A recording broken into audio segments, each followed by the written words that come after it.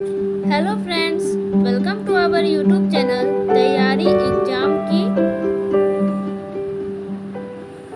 तो आज के इस वीडियो में हम लोग क्लास 11th लेसन 5 है यहाँ पे प्रोज सेक्शन से the scientific point of view, जिनके राइटर हैं JBS हेल्डेन। तो इसमें हम लोग क्वेश्चन आंसर देखने वाले हैं। तो आइए वीडियो को स्टार्ट करते हैं। हम इसका क्वेश्चन आंसर करवा दीजिए। तो मैं आ चुकी हूँ क्वेश्चन आंसर लेकर काफ़ी दिन बाद, क्योंकि इसमें बहुत सारे क्वेश्चन आंसर थे। इसको प्रिपरेशन करने में हमें बहुत टाइम लग गया था। ओके, तो हो सकता है ये वीडियो 1 घंटा या उसके पार भी जा सकता है। तो आप लोग वीडियो को अंत तक जरूर देखिएगा। अभी से वीडियो को लाइक कर दीजिएगा। आप लोग हमारे चैनल पर नए हैं तो चैनल को सब्सक्राइब करके बेल आइकन को प्रेस कर दीजिएगा, ताकि हमारे और भी वीडियोज़ का नोटिफिकेशन सबसे पहले आप तक पहुँचे। ठीक है, तो और प्लेलिस्ट बन चुका है, विजिट करके आप लोग देख सकते हैं। तो देखिए, हम लोग आ चुके हैं the scientific point of view, जिनके राइटर हैं JBS हेल्डेन। लेसन है यहाँ पे 5। तो हम लोग फटाफट देखने का कोशिश करेंगे। B11 है कंप्लीट द फॉलोइंग सेंटेंसेस। तो आपको यहाँ पे कुछ सेंटेंस दिया गया है, इसको पूरा करना है। ठीक है, तो ये देखिए, फर्स्ट में है driving in a motor car is the example of the benefits. यहाँ पे आप लोग देख सकते हैं by the application of science, ये फिलअप आपको कर देंगे इन डेली लाइफ। ठीक है, सेकेंड है यहाँ पे an example of the impact of science on our opinions is inoculation of scepticism, fill up कर लीजिएगा ब्लू कलर वाला। ठीक है, थर्ड में है the object of the author in this essay is to make man take things from scientific point of view. Four है यहाँ पे the best utilisation of science is to apply it to the events of daily life. Five में आता है यहाँ पे the two charges against science are being deaf to moral consideration and for interfering in ethical problem which do not concern them. B12 आता है यहाँ पे answer the following questions briefly. निम्नलिखित प्रश्नों के उत्तर आपको संक्षेप में देना है। ठीक है, यहाँ पे देखिए क्वेश्चन नंबर 1 आता है आप लोगों के सामने। Name two ways in which science affects average man and women. कहने का मतलब हो गया ऐसे दो तरीकों के नाम लिखिए जिनसे विज्ञान औसत पुरुष और महिला को प्रभावित करता है। ठीक है, तो यहाँ पे देखिए आंसर यहाँ पे दिया गया है science affects the average man and women in two ways. विज्ञान औसत पुरुष और महिलाओं को दो तरह से प्रभावित करता है। In the first instance it allows them to use its inventions and discoveries. कहने का मतलब पहली बार में यह उन्हें अपने आविष्कारों और खोजों का उपयोग करने की अनुमति देता है। Secondly it influences their opinion. कहने का मतलब दूसरे ने उनकी राय को प्रभावित किया। Man now uses a car instead of horse drawn carriage. आदमी अब घोड़े से खींची जाने वाली गाड़ी के बजाय कार का उपयोग करता है। ही approaches a physician or a surgeon in case of illness and not a witch doctor.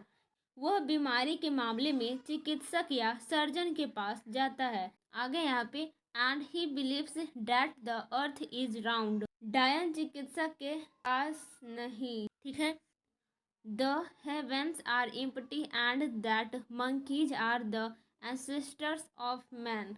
और उनका मानना है कि पृथ्वी गोल है, आकाश खाली है और बंदर मनुष्यों के पूर्वज हैं। ठीक है, अब आइए हम लोग चलते हैं क्वेश्चन नंबर 2 की ओर। What do you understand by scientific point of view. वैज्ञानिक दृष्टिकोण से आप क्या समझते हैं। Can it help us in our daily life. क्या यह हमारे दैनिक जीवन में हमारी मदद कर सकता है। तो देखिए इसका आंसर सिंपल सा है। Scientific point of view is far bigger for the human mind than substitution of one set of beliefs for another or implanting disbelief regarding accept opinions.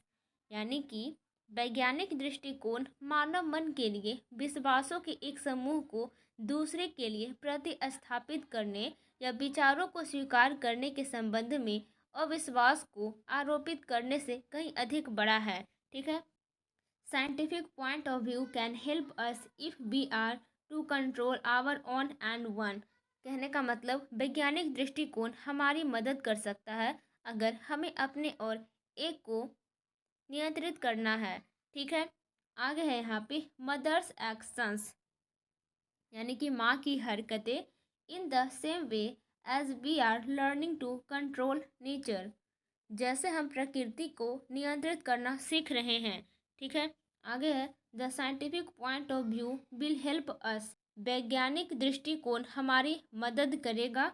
It will be applied to the events of life, इसे जीवन की घटनाओं पर लागू किया जाएगा। ठीक है। अब देखिए क्वेश्चन नंबर 3 आता है इसमें, what does impartiality mean in connection with scientific standpoints. तो देखिए वैज्ञानिक दृष्टिकोण से निष्पक्षता का क्या अर्थ है। आंसर में लिखेंगे आप लोग, the characteristics of scientific standpoint to make effort to be truthful. वैज्ञानिक दृष्टिकोण की विशेषताएं सत्य होने के प्रयास करने की ओर इशारा करती है। आगे है यहाँ पे, it is but natural that due to its truthfulness it must be impartial. कहने का मतलब यह स्वाभाविक है कि इसकी सत्यता के कारण यह निष्पक्ष होना चाहिए। We can understand it through the following example by comparing this with the impartiality maintained in legal matter. हम इसे निम्नलिखित उदाहरण के माध्यम से कानूनी मामले में बनाए गए पक्षपात के साथ तुलना करके समझ सकते हैं। ए गुड जज will try to be impartial between. एक अच्छा न्यायाधीश दोनों के बीच निष्पक्ष रहने का प्रयास करेगा। उसके बाद आता है यहाँ पे mister John Smith and mister Chang Singh. यहाँ पे है to both the parties in the case. Mister John Smith और मिस्टर चांग सिंह यानी मामले में दोनों पक्षों के लिए whereas a good scientist will be impartial between mister Smith. एक अच्छे वैज्ञानिक के रूप में वही श्री स्मिथ। ठीक है। आगे है अ tapeworm and the solar system, यानी कि एक टेप वर्म और सौर मंडल के बीच निष्पक्ष होगा। ठीक है। उसके आगे आता है it means he will treat all of them impartially. इसका मतलब है कि वह उन सभी के साथ निष्पक्ष रूप से व्यवहार करेगा। क्वेश्चन नंबर 4 आता है यहाँ पे, how is impartiality in scientific point of view different from legal point of view. वैज्ञानिक दृष्टिकोण से निष्पक्षता कानूनी दृष्टिकोण से किस प्रकार भिन्न है। तो इसका आंसर में लिखेंगे आप लोग, the impartiality shown in scientific point of view is different from legal point of view. कहने का मतलब वैज्ञानिक दृष्टिकोण से दिखाई गई निष्पक्षता कानूनी दृष्टि से भिन्न है। Both have got their own characteristics and quality. दोनों के अपने अपने गुण और अवगुण हैं। Haldane has very deeply studies the outcome of both the impartialities. Haldane ने दोनों निष्पक्षताओं के परिणाम का बहुत गहराई से अध्ययन किया है।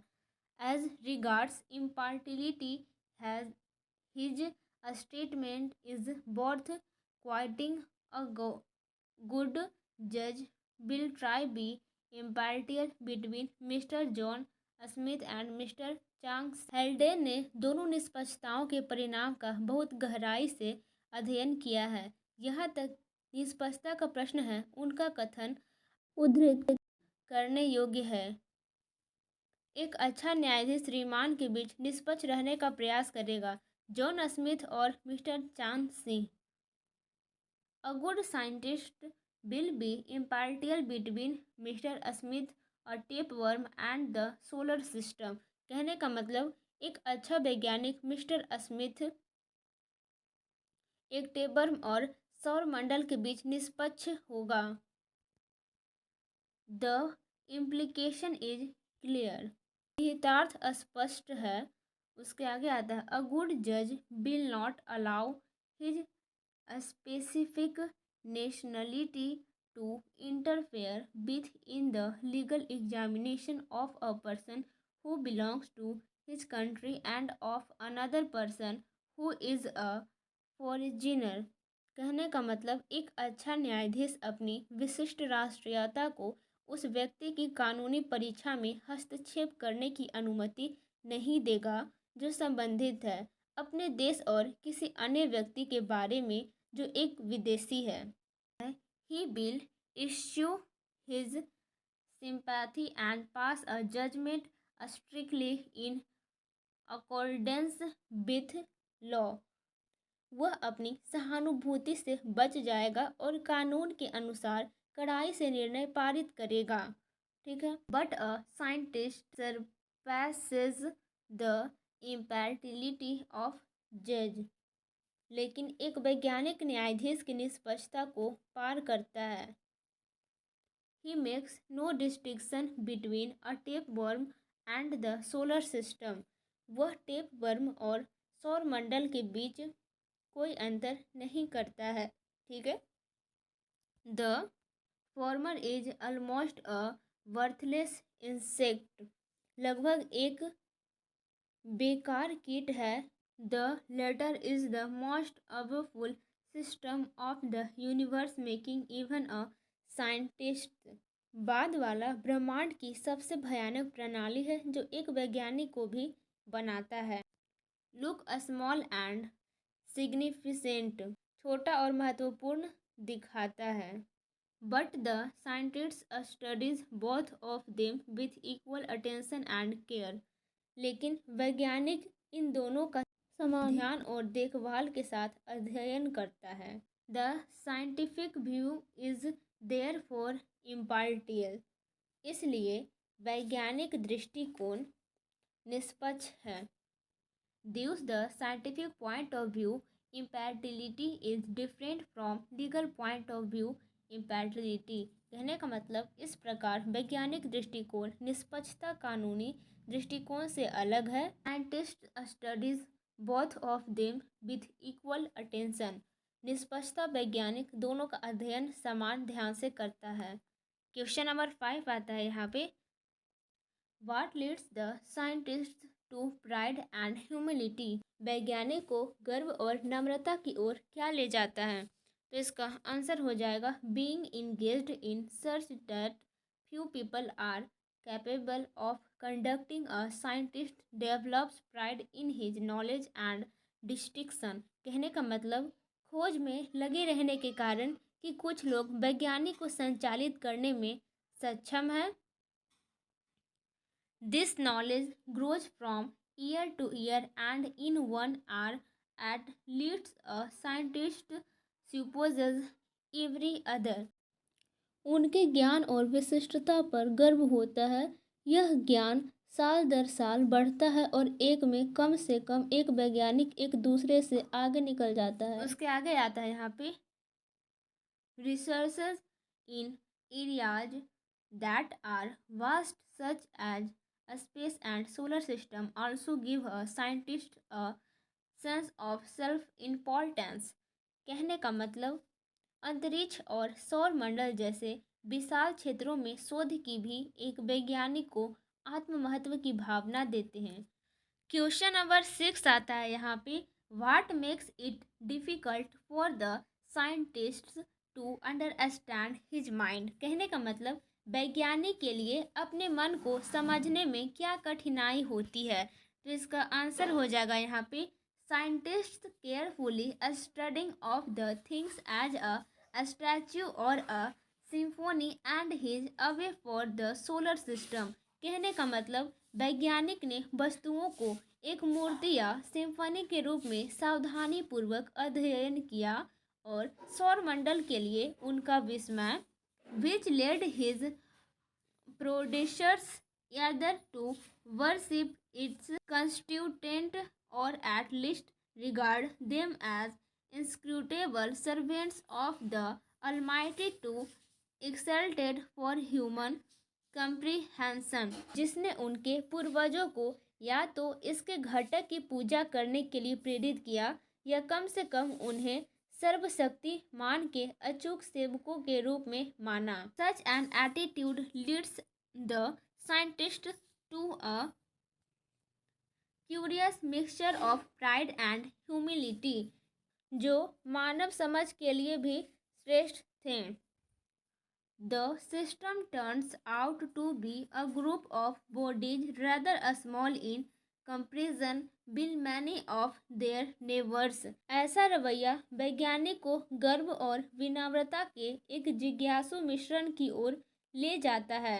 And executing their movements according to simple and easily intelligible laws, प्रणाली अपने कई पड़ोसियों की तुलना में निकायों का एक समूह बन जाती है और सरल और आसानी से समझने योग्य कानूनों के अनुसार उनके आंदोलन को क्रियान्वित करती है। But he himself is a rather aberrant member of the same order as the monkey. कहने का मतलब लेकिन वह स्वयं बंदर के समान क्रम का एक बहुत ही अड़ियल सदस्य है। While his mind is at the mercy of a member of chemical processes in body, जबकि उसका मन शरीर में रासायनिक प्रक्रियाओं के एक सदस्य की दया पर है। Which he can understand but little and control hardly at all, से वह बहुत कम समझ सकता है और मुश्किल से ही नियंत्रित कर सकता है। So this makes it difficult to be scientists to understand his mind।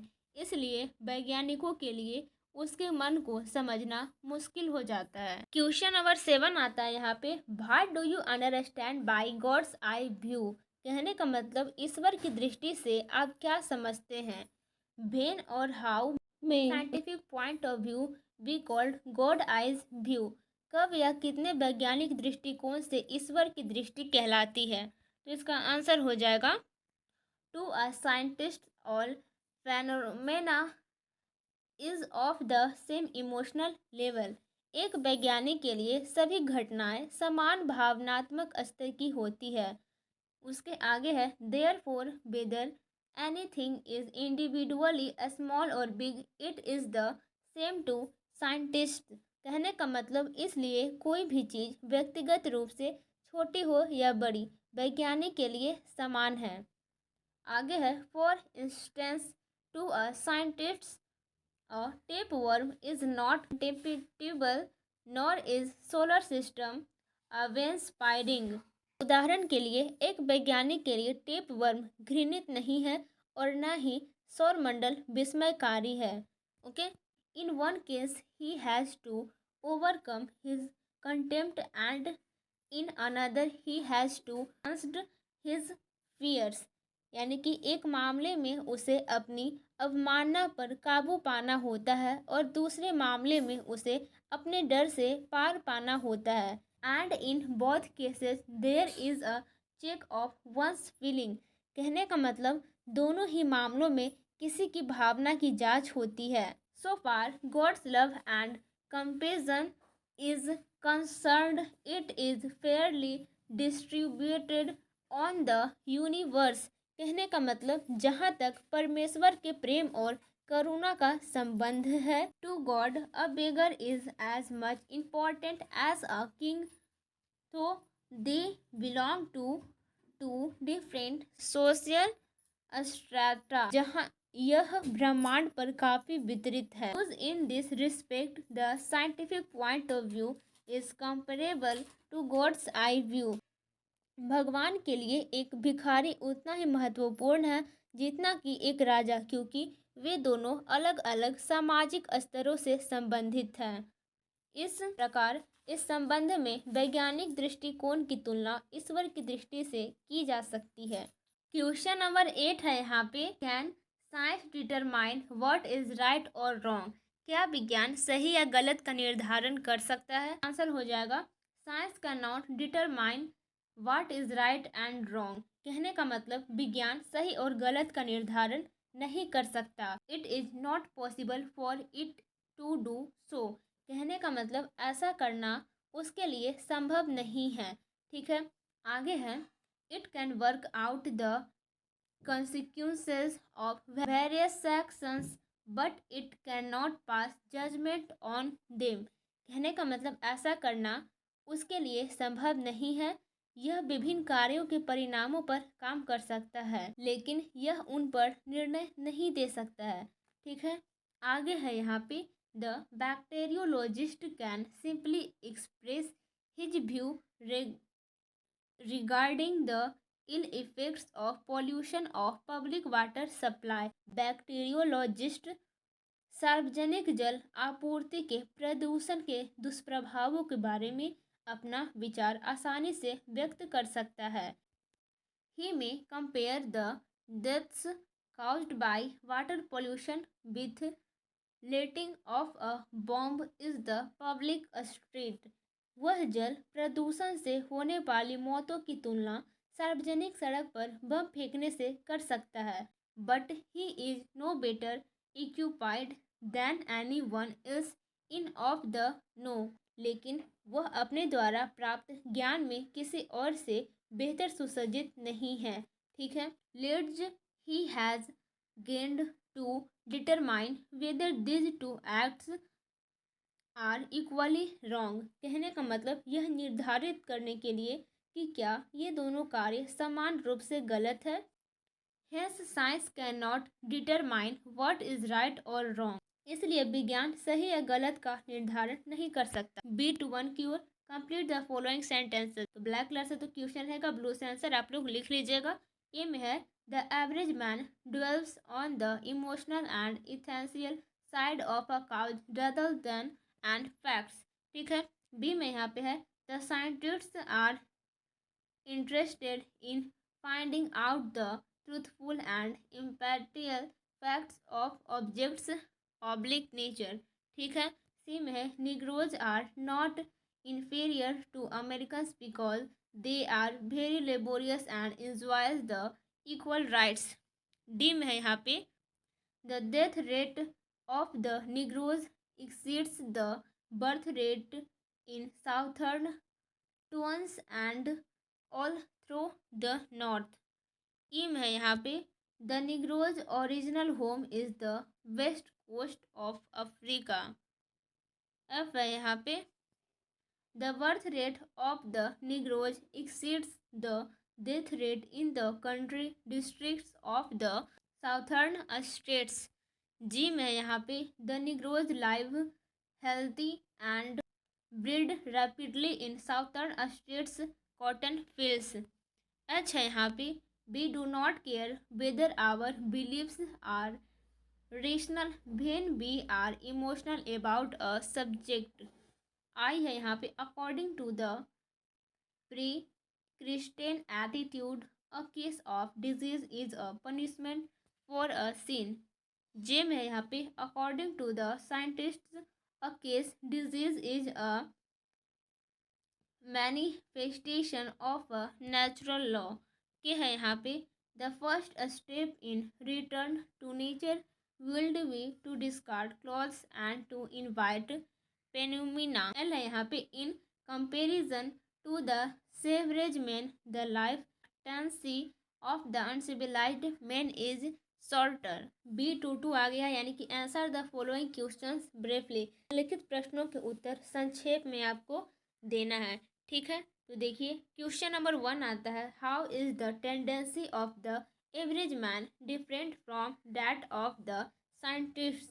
कहने का मतलब औसत आदमी की प्रवृत्ति वैज्ञानिकों की प्रवृत्ति से किस प्रकार भिन्न है। तो देखिए आंसर हो जाएगा an average man is influenced by emotions and has a normal nation in every case. कहने का मतलब एक औसत आदमी भावनाओं से प्रभावित होता है और हर मामले में एक नैतिक धारणा रखता है। This leads him to ignore plain facts about things. यह उसे चीज़ों के बारे में सादे तथ्यों की अनदेखी करने के लिए प्रेरित करता है। For example since the white American dislikes Negroes. उदाहरण के लिए चूँकि श्वेत अमेरिकी निग्रो को नापसंद करते हैं ही पुशेस देन साउथ वर्ड्स, इसलिए वह दक्षिण के शब्दों को आगे बढ़ाते हैं। and in case of diseases, man cares more for his whims and moods the scientific understanding। और रोगों के मामले में मनुष्य वैज्ञानिक समझ से ज़्यादा अपनी सनक और मनोदशा की परवाह करता है। Formerly, people believed that diseases were punishment inflicted by angry gods। पहले लोगों का मानना था कि रोग क्रोधित देवताओं द्वारा दी जाने वाली सजा है। ठीक है। A scientist attach importance to the value of systematic study of facts। एक वैज्ञानिक तथ्यों के व्यवस्थित अध्ययन के मूल्य को महत्व देता है।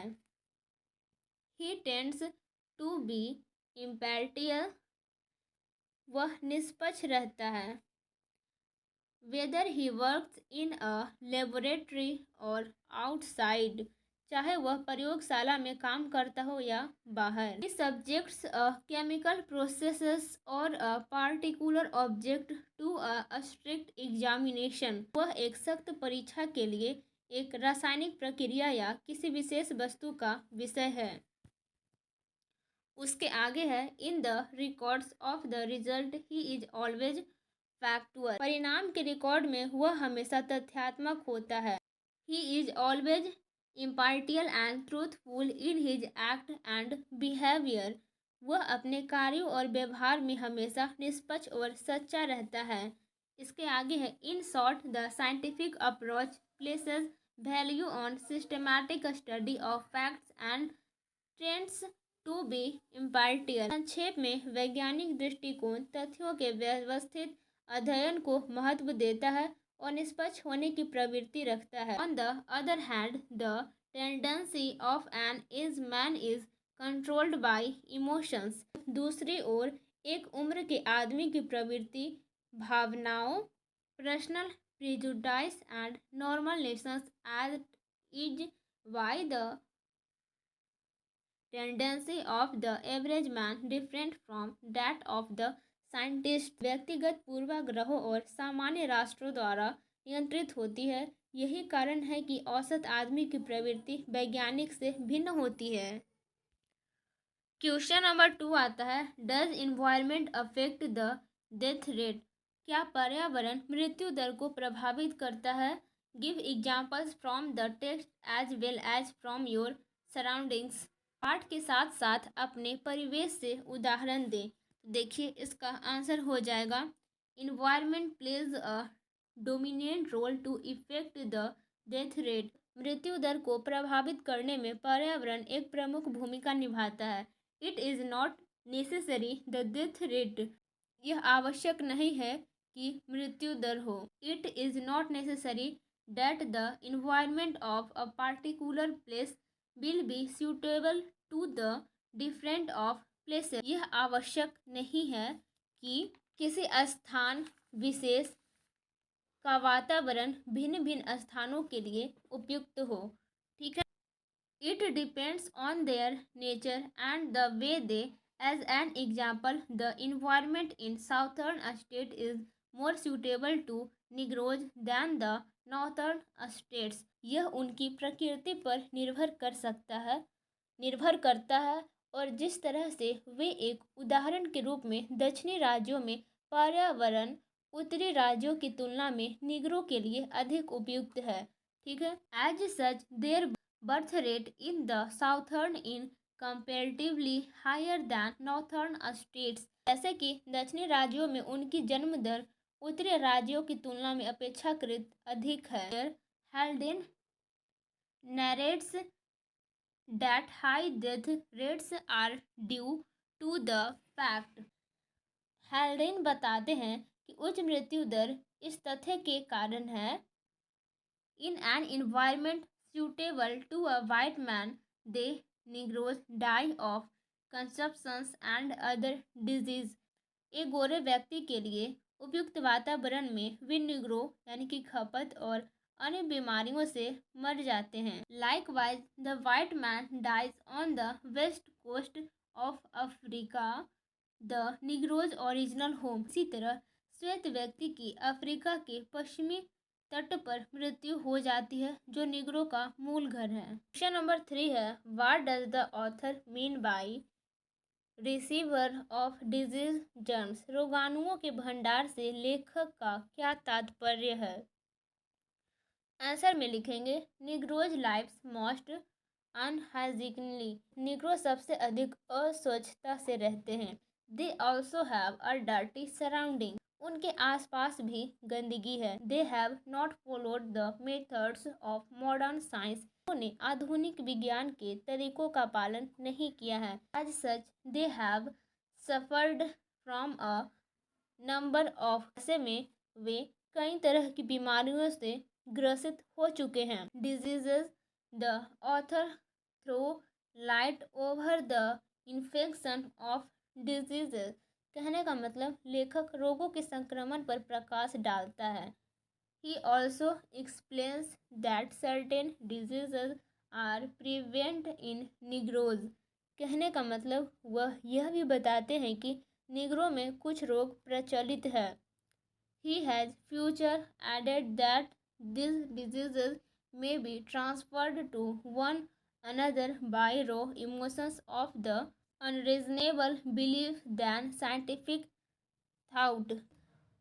उन्होंने आगे यह भी जोड़ा है कि ये रोग वैज्ञानिक सोच की तुलना में अतार्किक यानी कि विश्वास की कच्ची भावनाओं से एक दूसरे को हस्तांतरित हो सकते हैं। ठीक है, आइए अब हम लोग क्वेश्चन नंबर 4 की ओर चलते हैं। How did the American civil war affect the negroes? कहने का मतलब अमेरिकी गृह युद्ध ने निग्रो को कैसे प्रभावित किया? आंसर हो जाएगा यहाँ पे, the American civil war was aimed at to raise the negroes death rate and lower their birth rate. अमेरिकी गृह युद्ध का उद्देश्य निग्रो की मृत्यु दर को बढ़ाना और उनकी जन्म दर को कम करना था। The purpose was to check their population.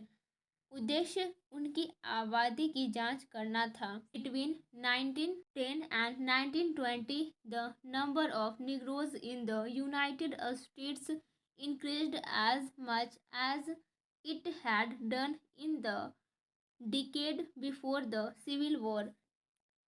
1910 और 1920 के बीच संयुक्त राज्य अमेरिका में निग्रो की संख्या उतनी ही बढ़ गई जितनी कि गृह युद्ध से पहले के दशक में गृह युद्ध की। The number of the Negroes killed in the Civil War far greater than the casualty list of the Civil War. It shows the ill effect of American Civil War caused to Negroes।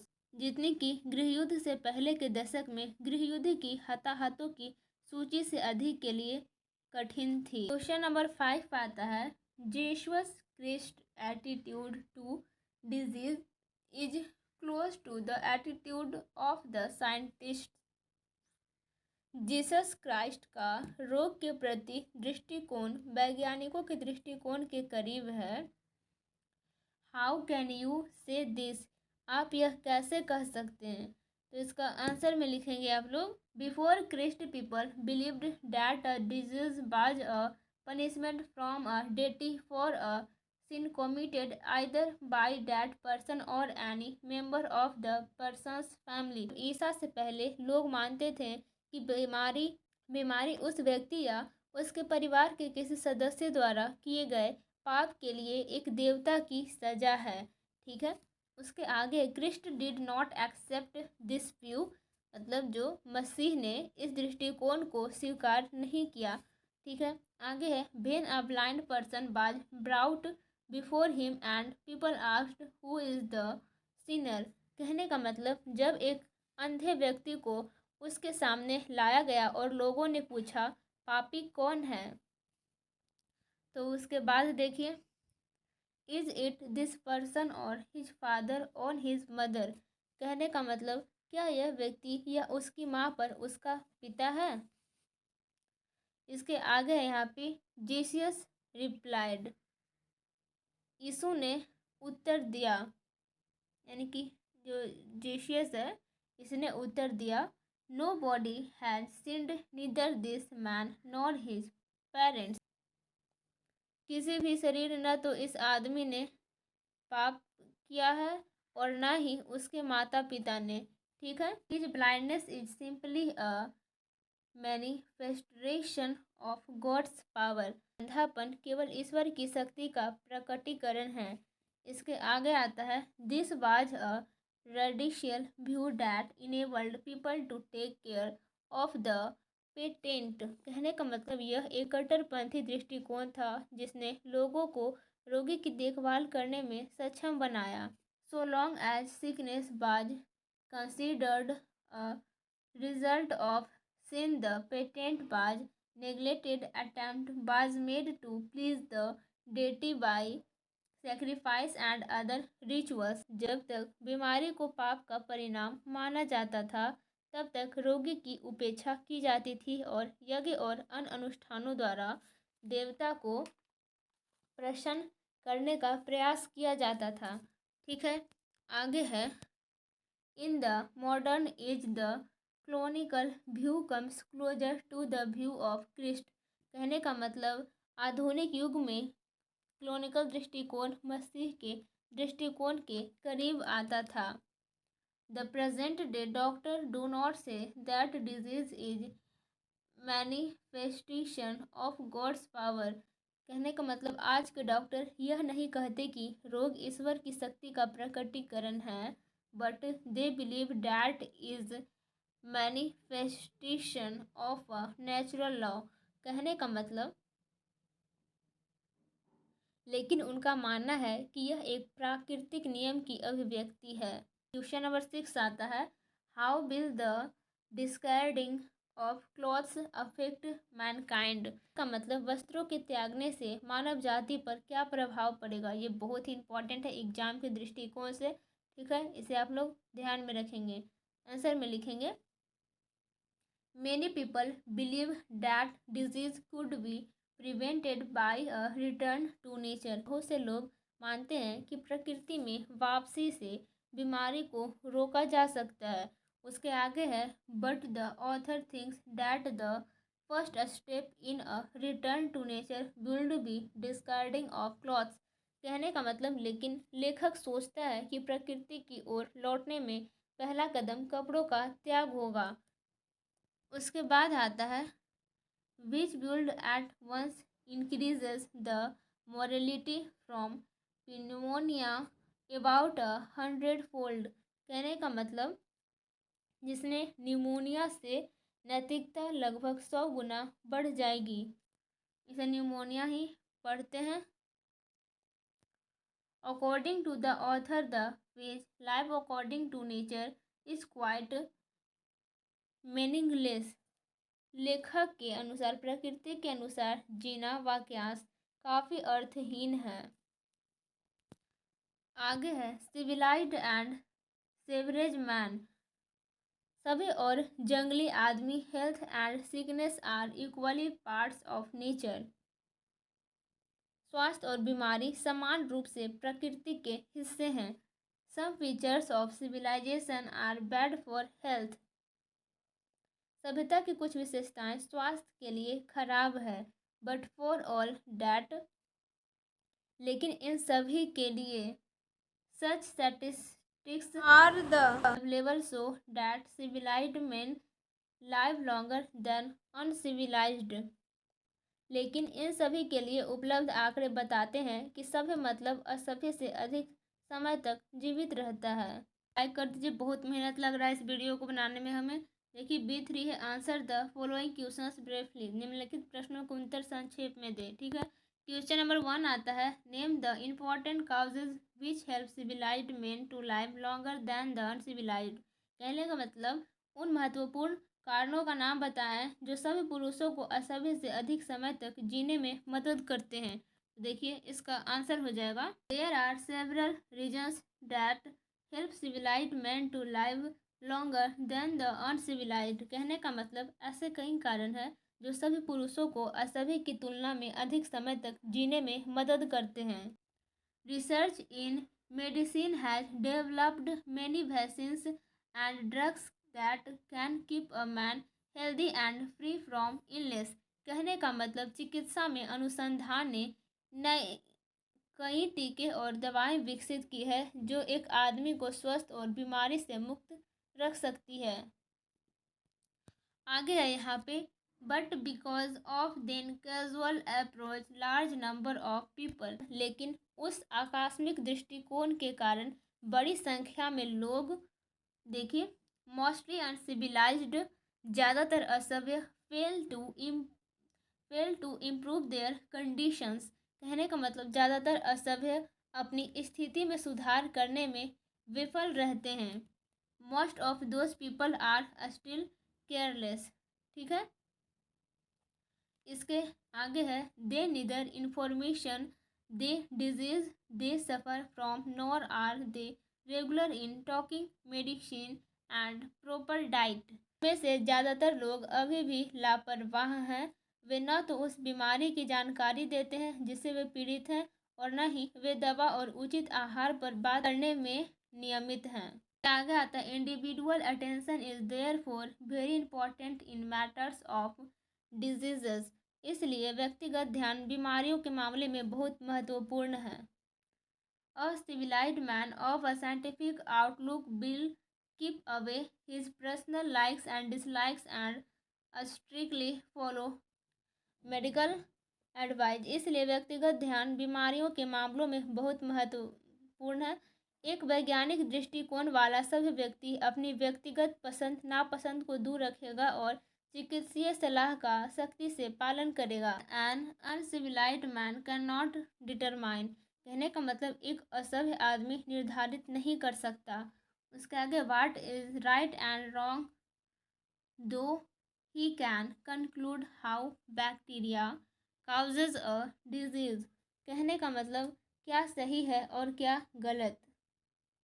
हालांकि वह यह निष्कर्ष निकाल सकता है कि bacteria कैसे बीमारी का कारण बनता है।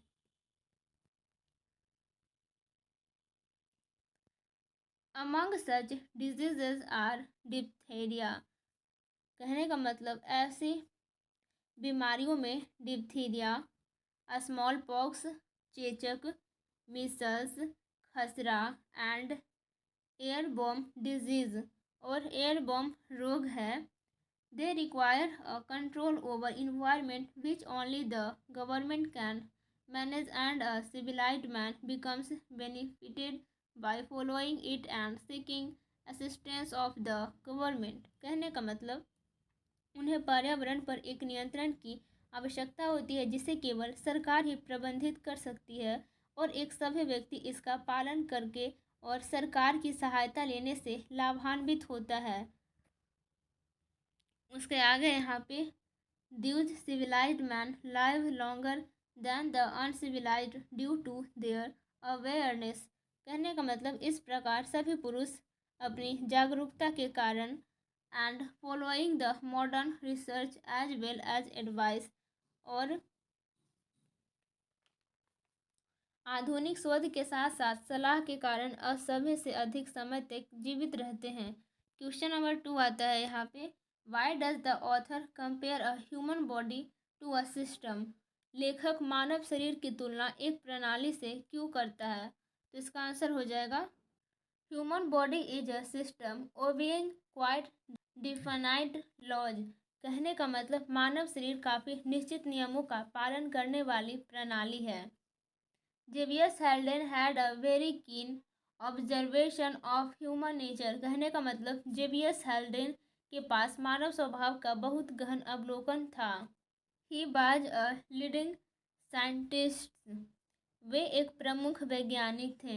He is come to a very right conclusion that human body is just like a system, कहने का मतलब उन्होंने बहुत सही निष्कर्ष निकाला है कि मानव शरीर एक प्रणाली की तरह है। उसके आगे है, this can be seen in diabetics, कहने का मतलब यह मधुमेह रोगियों में देखा जा सकता है। Few diabetes are regular in use of insulin that can alone keep them fit, कहने का मतलब कुछ मधुमेह रोगी नियमित रूप से इंसुलिन का उपयोग करते हैं जो अकेले उन्हें फिट रख सकता है। उसके आगे है, the author advise diabetes to understand that their physical system can work only when they regularly take injection of insulin. कहने का मतलब लेखक मधुमेह रोगियों को यह यह समझने की सलाह देते हैं कि वहाँ शारीरिक प्रणाली तभी काम कर सकती है जब वे नियमित रूप से इंसुलिन के इंजेक्शन लेते हैं। If they are casual in their approach they invite only more troubles. कहने का मतलब यदि वे अपने दृष्टिकोण में आकस्मिक हैं तो वे केवल और अधिक परेशानियों को आमंत्रित करते हैं। उसके आगे आता है the bods suffers from diabetes can regain full health and keep themselves indefinitely all right if they follow this direction। कहने का मतलब मधुमेह से पीड़ित सबसे खराब व्यक्ति पूर्ण स्वास्थ्य प्राप्त कर सकते हैं और अपने आप को अनिश्चित काल के लिए ठीक रख सकते हैं यदि वे इस दिशा का पालन करते हैं। ओके, आइए हम लोग चलते हैं क्वेश्चन नंबर 3 की ओर, जो कि यहाँ पे है why has the discovery of insulin not made any appreciable difference to the mortality in England. कहने का मतलब इंसुलिन की खोज ने इंग्लैंड में मृत्यु दर में कोई उल्लेखनीय अंतर क्यों नहीं किया है। तो देखिए इसका आंसर कुछ इस तरह से हो जाएगा। Haldane had disclosed the reality that the discovery of insulin did not make any applicable difference to the mortality in England. He revealed this fact through a typical example of two diabetic patients.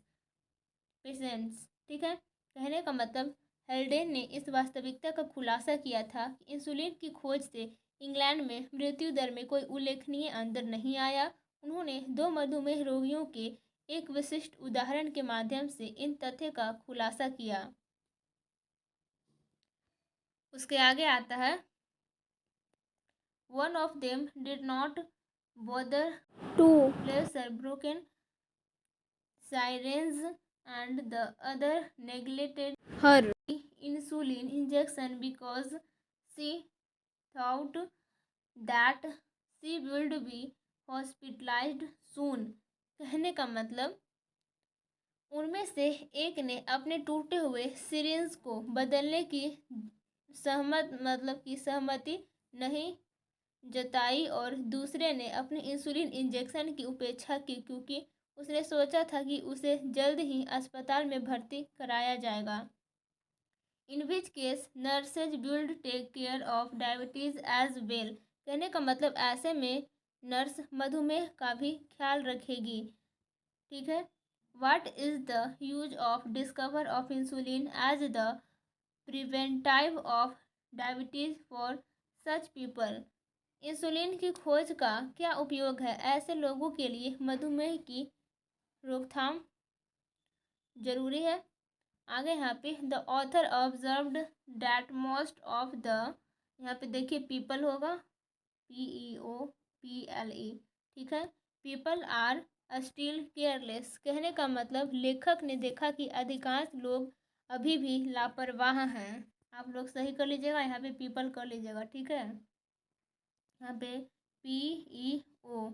ठीक है, question number 4 आता है यहाँ पे name the infection which can effectively be dealt with by public control of water supply. उस संक्रमण का नाम बताइए जिससे जल आपूर्ति के सार्वजनिक नियंत्रण से प्रभावी ढंग से निपटा जा सकता है। तो इसका देखिए आंसर हो जाएगा there are certain diseases which are caused by water pollution. कुछ रोग हैं जो जल प्रदूषण के कारण होते हैं। हेल्डेन had rightly disclosed the fact that typhoid injection can only be dealt with adequately by public control of the water supply। कहने का मतलब हेल्डेन ने इस तथ्य का सही खुलासा किया था कि टाइफाइड संक्रमण से केवल जल आपूर्ति के सार्वजनिक नियंत्रण से ही पर्याप्त रूप से निपटा जा सकता है। Which involves no effort by individual citizen, जिसमें व्यक्तिगत नागरिक द्वारा कोई प्रयास शामिल नहीं है। Individual attention is very important in this matter. इस मामले में व्यक्तिगत ध्यान बहुत महत्वपूर्ण है। In a country where typhoid fever is common, कहने का मतलब ऐसे देश में जहाँ टाइफाइड बुखार आम है। It is hard always to drink beer और वाइन और personally to see that once water is boiled and annual vaccination involves a day mild illness, कहने का मतलब बियर या वाइन दारू पीना या व्यक्तिगत रूप से यह देखना हमेशा कठिन होता है कि किसी का पानी उबला हुआ है और वार्षिक टीकाकरण में एक दिन की हल्की बीमारी शामिल है। क्वेश्चन नंबर 5 आता है, name any three airborne diseases, वायु जनित किन्हीं 3 रोगों के नाम लिखिए। देखिए यहाँ पे लिखा हुआ है डिप्थीरिया, स्मॉल पॉक्स, यहाँ पे पॉक्स होगा गाइस, ठीक है। यहाँ गलती से लिखा गया, वो जल्दी जल्दी में हो जाता है कभी कभी, ये हो जाएगा स्मॉल पॉक्स, ओके, छोटा पॉक्स जो होता है, एंड मिसल्स मतलब खसरा, are the 3 main airborne diseases, they are most dreadful and curse to human life, कहने का मतलब डिप्थीरिया, छोटा पॉक्स और खसरा 3 मुख्य वायुजनित रोग है जो मानव जीवन के लिए सबसे घातक और अभिशाप है। इट इज फैटल टू, यह घातक भी है। इसके आगे आता है individual effort is not enough to light with this diseases, कहने का मतलब यह घातक भी है, तो इन बीमारियों से लड़ने के लिए व्यक्तिगत प्रयास पर्याप्त नहीं है। They require a control over environment which the government can manage, उन्हें पर्यावरण पर नियंत्रण की आवश्यकता है जिसे सरकार प्रबंधित कर सकती है। क्वेश्चन नंबर 6 आता है यहाँ पे, why does the author demand the general adoption of the scientific point of view, लेखक वैज्ञानिक दृष्टिकोण को सामान्य रूप से अपनाने की मांग क्यों करता है।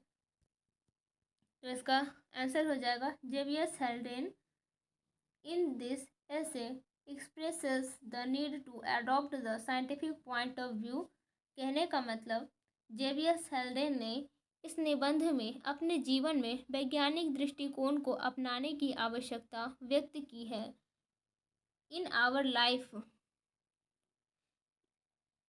ओके, आगे है यहाँ पे, according to the author all phenomena is of the same emotional level to a scientific, कहने का मतलब लेखक के अनुसार सभी घटनाएं वैज्ञानिक के समान भावनात्मक स्तर की होती है। Hence whether anything is individually small और बिग, कहने का मतलब इसलिए कोई भी चीज़ व्यक्तिगत रूप से छोटा या बड़ा, छोटी या बड़ी, it is the same to the scientist for, वैज्ञानिक के लिए समान है। Instance a tapeworm is not contemptible nor is solar system awe-inspiring for a scientist, उदाहरण के लिए एक टेप वर्म अवमानना नहीं है, ना कि सौर मंडल एक वैज्ञानिक के लिए विस्मयकारी है। Mister हेल्डेन emphasizes on the general adoption of the scientific point of view because in its absence human efforts is so largely devoted to conflicts with fellow men in which one, if not both, of the disputants must inevitably suffer, कहने का मतलब mister हेल्डेन वैज्ञानिक दृष्टिकोण को सामान्य रूप से अपनाने पर जोर देते हैं क्योंकि इसके अभाव में मानव प्रयासों में यह काफ़ी हद तक साथी पुरुषों के साथ संघर्ष के लिए समर्पित है, जिसमें एक यदि दोनों नहीं तो अनिवार्य रूप से पीड़ित होना चाहिए।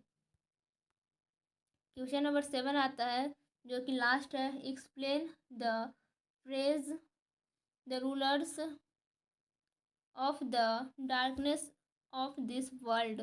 इस दुनिया के अंधेरे के शासकों के वाक्यांश की व्याख्या करें। तो देखिए यहाँ पे जेवियर Haldane has used the phrase the rulers of the darkness of the world in his essay. कहने का मतलब जेवियर सेल्डेन ने अपने निबंध में दुनिया के अंधेरे के शासक वाक्यांश का प्रयोग किया है। The rulers of the darkness of this world is a typical phrase which means the invisible creature. कहने का मतलब इस दुनिया के अंधेरे के शासक एक विशिष्ट वाक्यांश है जिसका अर्थ है अदृश्य प्राणी। The demon, they are supposed to be the ruler of the darkness. St. Paul has called the demon as the power of the darkness, जिसका अर्थ है अदृश्य प्राणी दानव। उन्हें अंधेरे का शासक माना जाता है। सेंट पॉल ने दानव को अंधकार की शक्ति कहा है। ठीक है, ये हम लोग C3 कंपोजिशन की ओर आ चुके हैं। यहाँ पे कह रहा है right a paragraph in about 100 words on the following. तो यहाँ पे बस पैराग्राफ लिखना है। ए में यहाँ पे साइंस एंड मॉर्टेलिटी। देखिए यहाँ पे हम लिख दिए हैं scientists have always tried to avoid getting involved into moral issues. They have been trying to understand the ways of nature and how to control them. आगे इसके The discoveries in old time did not have as far-reaching consequences as they do now. Now the world is like a small village. The application of science affects the whole humanity. Now the scientist must keep moral questions in mind. He cannot be amoral. And now we see that scientists do raise moral questions. They raise their voice against use of animals for research. They want that their discoveries should do good to humanity and are not used immorally. यहाँ पे racial discrimination और apartheid and human rights. तो इसका answer में लिखेंगे God had created all human beings alike human dignity demands that they should enjoy equal human rights, but powerful people, wherever they are, have created division between man and men. In India, it has been practiced by powerful upper castes against Dalits in America. The African Americans have been sold and bought as slaves, though Abraham Lincoln set the Negroes free. Still many white Americans look down upon them. आगे है यहाँ पे they are not allowed to go in many restaurants in South Africa. Apartheid was strictly enforced by the government till though the sacrifices and struggle by men like Nelson Mandela, it was done away with. Racial discrimination or apartheid is a gross violation of human rights. Same है how far the scientific point of view has been adopted in India. Answer हो जाएगा India has entered the 21st century, but we have adopted scientific point of view only to a small extent. Even today people believe in stars and astrology. Marriages are fixed after the horoscopes of the boys and girls have I been matched. Astrologers are consulted for most favorable time for auspicious functions. Even prime minister have taken oaths of their offices in consultations with astrologers and gurus. billions of people still consult which doctors to treat elements. No aspect of our life is untouched by unfounded beliefs and scientific attitude. Even some TV channels have Bayesian to invite astrologers to foretell future and answer the questions of the viewers. Okay, अब देखिए D में आता है कुछ word study. D1 में है dictionary use. ये देखिए एग्जाम्पल 1 है correct the spelling of the following words. यहाँ पे देखिए जो ब्लैक पेन से लिखा हुआ है वो रॉन्ग वर्ड्स हैं और जो ब्लू पेन से लिखा हुआ है वो करेक्ट वर्ड्स हैं। तो आपको ये वाला फॉलो करना है। देखिए इसमें लिखा हुआ है बिलीफ, इसमें है एंसेस्ट्री, उसके आगे यहाँ पे आप लोग देख सकते हैं साइंटिफिक, उसके आगे है स्पीटिज्म, उसके आगे इक्यूप्ड है, फिर है कॉलेग्यू, फिर है स्टैटिक्स है, उसके बाद है D3 यानी कि वर्ड मीनिंग। एग्जाम्पल 1 है match the words given in column A with their meanings given in column B. देखिए यहाँ पे कॉलम ए है, यहाँ पे कॉलम बी है। तो यहाँ पे है गॉड्स आई व्यू, ये है being contemptly unbased and natural. यहाँ पे है बैक्टीरियोलॉजिस्ट का हो जाएगा एन एक्सपर्ट ऑन बैक्टीरिया और जर्म्स। और यहाँ पे है एक्सपोनेंट्स मतलब persons who put some views forward with explanation. उसके बाद है lynch beat up and kill. उसके बाद है डोगमा मतलब अनरीजनेबल बिलीफ। इसके बाद है स्टिंग मतलब शार्प पेन। इनलाइटमेंट का मतलब होता है वेल इन्फॉर्म्ड। निमोनिया को होता है a disease of the respiratory tract. Diabetes का मतलब a disease caused bye insulin deficiency. उसके बाद आता है इनोकुलेशन का मतलब होता है वैक्सीनेशन। केमोथेरेपी का मतलब ट्रीटमेंट और prevention of infection by chemicals. उसके बाद bacteria microscopic unicellular plants lacking chlorophyll which a person practicing sorcery।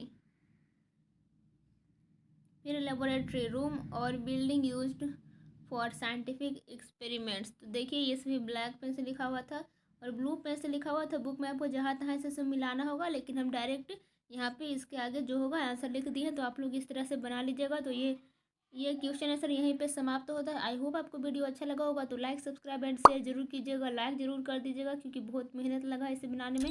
अगर आप लोग हमारे टेलीग्राम चैनल तैयारी एग्ज़ाम की 12th ग्रुप ज्वाइन नहीं किए तो वहाँ एग्ज़ाम की 12th ग्रुप सर्च करेंगे तो वहाँ पे आ जाएगा मेरा, और वहाँ पे ज्वाइन करके यहाँ आप लोग PDF नोट्स प्राप्त कर सकते हैं। तो मिलते हैं अगले वीडियो में। Thanks for watching this video.